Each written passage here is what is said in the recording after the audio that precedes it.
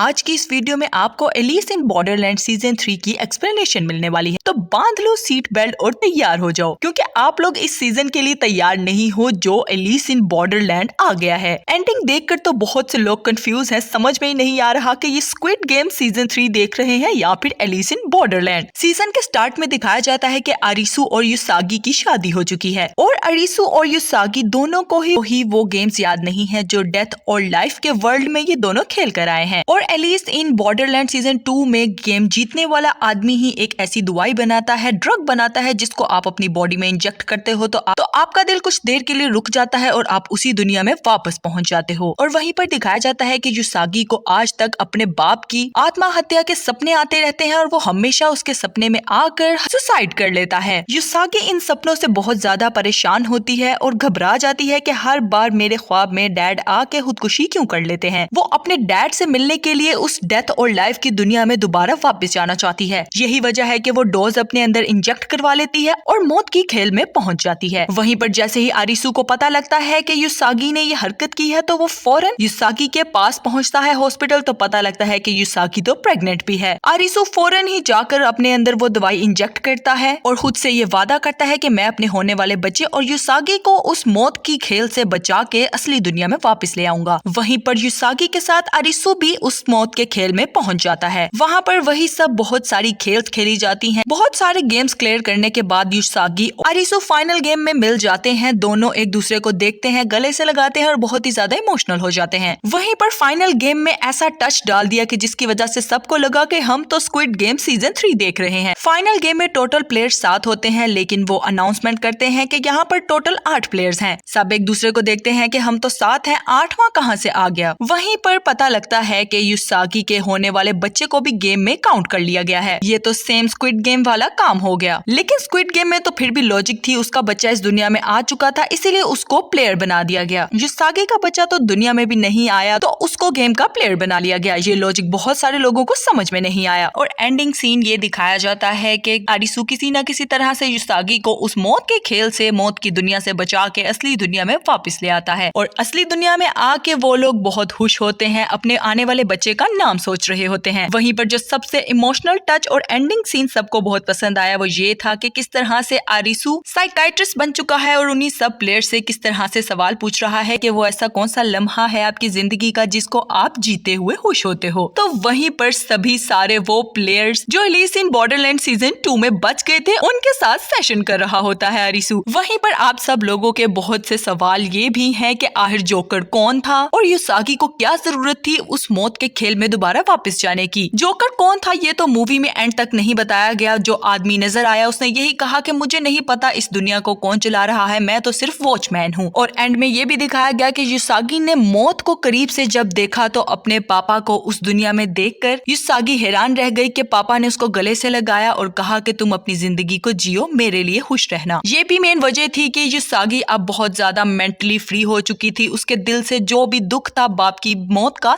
वो खत्म हो चुका था। ये बात तो सच है, जब इंसान मौत को करीब से देखता है तो अपनी जिंदगी की कदर होने लगती है। आप लोगों को एलिस इन बॉर्डरलैंड सीजन 3 की एक्सप्लेनेशन कैसी लगी है कमेंट सेक्शन में जरूर बताएं।